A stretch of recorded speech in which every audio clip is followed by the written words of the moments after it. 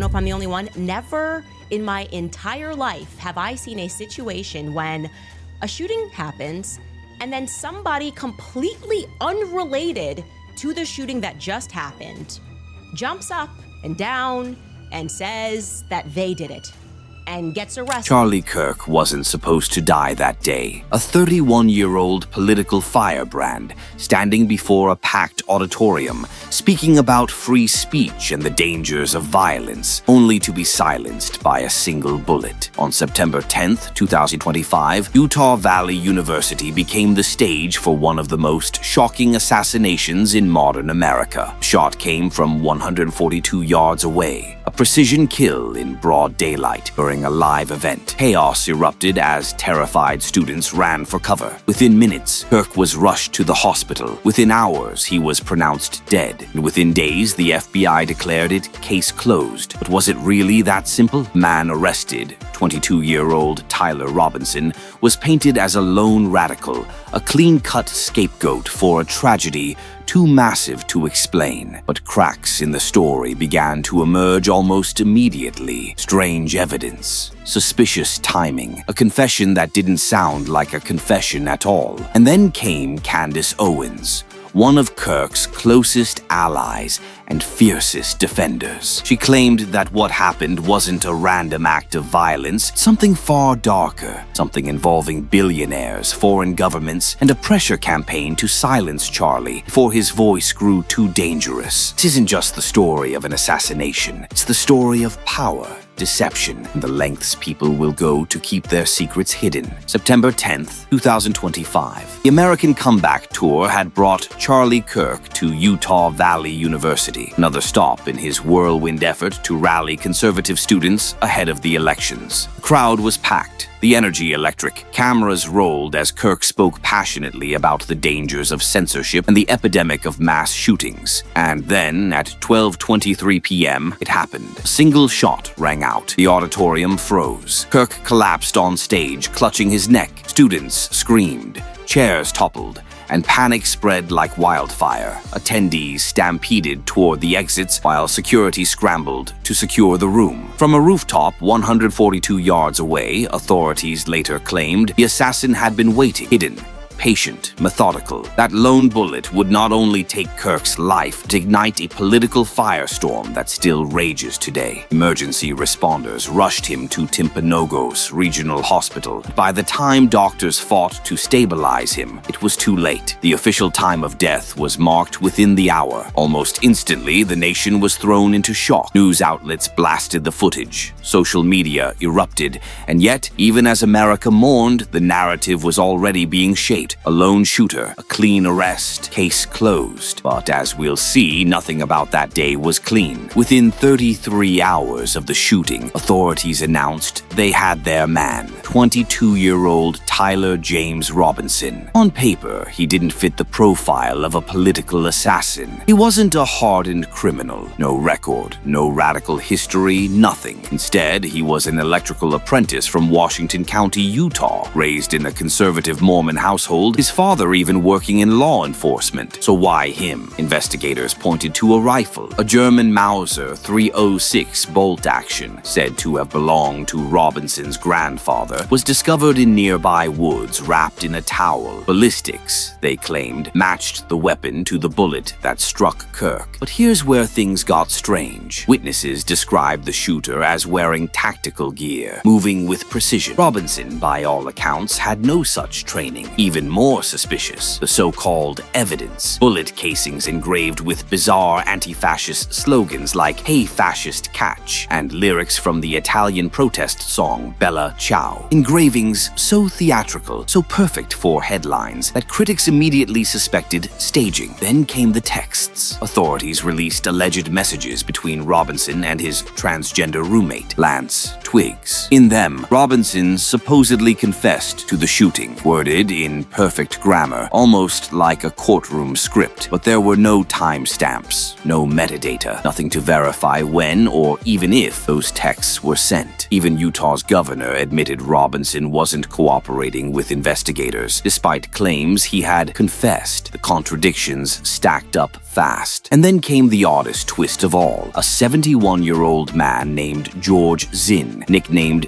Decoy Boy, was arrested at the scene after claiming he was the shooter. When searched, police reportedly found child abuse material on his phone. Why was he there? What was his connection? None of that was ever explained. Robinson now sits in custody facing capital murder charges, with prosecutors pushing for the death penalty. But with so many unanswered questions, the rifle, the texts, the decoy, was he really the assassin? Or just the fall guy? The FBI called it the fastest manhunt in Utah history. Within 33 hours, they had a suspect in custody. 22-year-old Tyler James Robinson, a quiet electrical apprentice from a conservative Mormon family. Sounded clean. Too clean. Authorities claimed Robinson fired the fatal shot from a Mauser rifle that once belonged to his grandfather. They said he confessed in a series of Discord messages to his transgender roommate, Lance Twiggs. But here's where the cracks began to show. Those so-called confessions. Perfect grammar, full sentences, overly detailed explanations, more like a prosecutor's opening statement than the raw words of a 22-year-old in panic. Even stranger, the messages had no timestamps, making it impossible to verify when or if they were ever sent. Neighbors also reported unusual traffic around Robinson's home in the weeks leading up to the shooting. Strange cars, faces they didn't recognize, activity completely out of character for the quiet young man they knew. And then there was the arrest itself. Officials claimed Robinson cooperated, but Utah's own governor later admitted he hadn't. No confession, no clear forensic link to the bullet. Even the supposed murder weapon, photographed fully assembled, contradicted early reports that it had been disassembled in the woods. Adding to the confusion was the bizarre appearance of a second suspect, 71-year-old George Zinn, nicknamed Decoy Boy, who falsely claimed responsibility on scene. When police dug deeper, they allegedly found child abuse material on his phone, raising disturbing questions about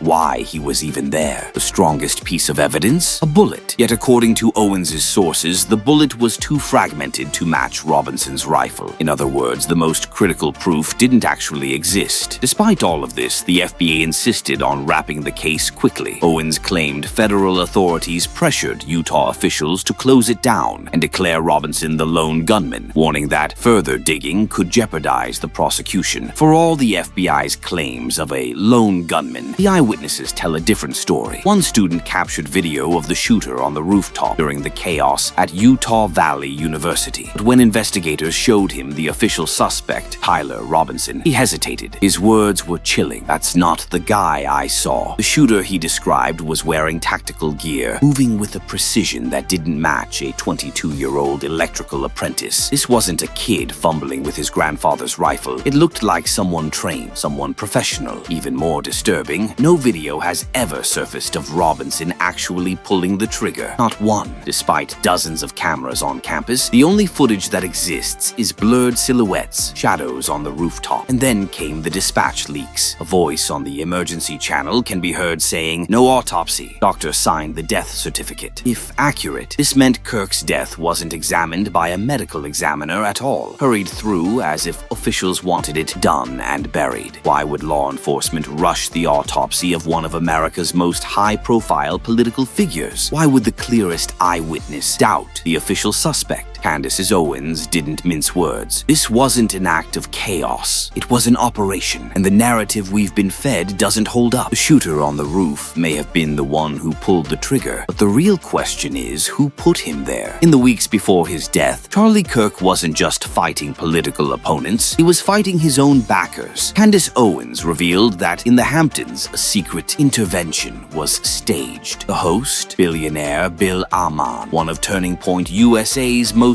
powerful donors. The guests, a lineup of conservative elites. The message was blunt. Kirk's shifting stance on Israel and his willingness to platform independent voices like Tucker Carlson and libertarians critical of foreign wars was unacceptable. If he didn't realign his message, the money would dry up. Owens alleged that donors didn't stop at threats. They demanded their names be removed from TPUSA buildings and scholarships unless Kirk fell back in line. sign. Then, according to Owens, came a phone call directly from Prime Minister Netanyahu himself, inviting Kirk to Israel. But it didn't feel like a warm invitation. To Kirk, it felt like a warning. And when Kirk refused, Owens says he knew he was on borrowed time. This wasn't paranoia. It was a man realizing that the movement he built was no longer under his control, and powerful figures wanted him silenced or reshaped to fit their agenda. So the question becomes, did Kirk's biggest threat come from his enemies, or from the people who once called themselves his allies? After Charlie Kirk's assassination, the official story spread fast. A lone gunman, radicalized online, silenced a conservative leader, but Candace Owens wasn't buying it. She went on air and dropped what felt like a political nuke. In her podcasts and interviews, she accused Netanyahu, Bill Amann, and TPUSA's own donor network of twisting Kirk's legacy for their benefit. According to Owens, Kirk wasn't doubling down on establishment talking points. He was breaking away. He was praying the rosary, attending Catholic Mass, and questioning foreign influence over American politics. She claimed that his final months were marked by a spiritual awakening, one that made him more independent, more fearless, and more dangerous to those who wanted control. Then came Netanyahu's Fox News appearance. Less than 24 hours after Kirk's death, he waved a letter supposedly written by Charlie, praising Israel. Owens fired back. That letter was selectively quoted, its context twisted to make Kirk appear as an unwavering ally. In reality, she claimed, Kirk had been raising hard questions about Israeli lobbying and foreign entanglements, and the fallout was immediate. Owens was accused of conspiracy mongering. Conservative leaders distanced themselves. Donors pressured her to stop, but she doubled down, warning, if you think Charlie Kirk's death was the end of this story, you're not paying attention. On paper, the case looked airtight. A 22-year-old named Tyler Robinson,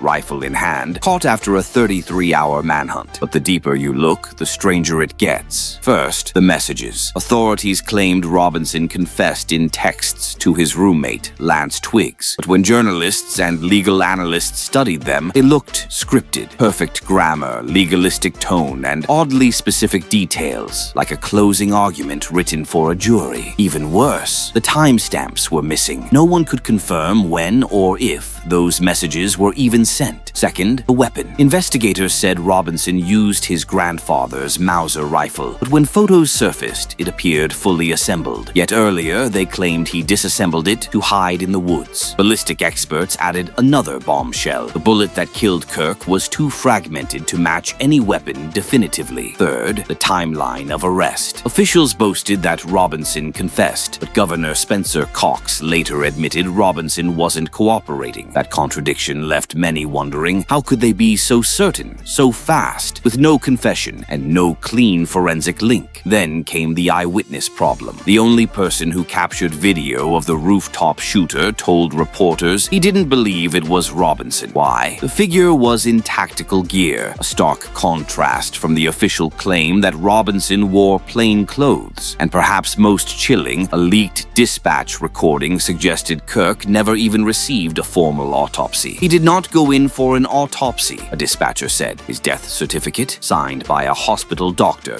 not a coroner. For many, that was the final straw. The investigation was being called the fastest closed assassination case in American history. But was it solved or buried? Charlie Kirk's death was supposed to be simple. A lone gunman, a tragic shooting, a closed case in record time. But the cracks are everywhere. From text messages that read like scripts, to a bullet that can't be matched, to eyewitnesses who say the shooter wasn't the man in custody. The official story is collapsing under its own weight. Candace Owens risked everything to shine a light on those cracks, and whether you agree with her or not, one thing is clear. This case isn't about just one man. It's about power, control, and the stories we're told to believe. Was Charlie Kirk the victim of a lone extremist, or was his assassination part of something far bigger, a hidden struggle where money, politics and influence collide in the shadows. The truth is still out there, and the more you look, the more the official version feels like a performance. So what do you think? Lone gunman or cover-up? Drop your thoughts in the comments below. And don't forget to like, subscribe, and hit the bell, because this story is far from over, and we'll be here to follow every twist, every revelation, and every unanswered question. This is Luxrish, where hidden wealth and untold influence meet the cold light of truth. Until next time.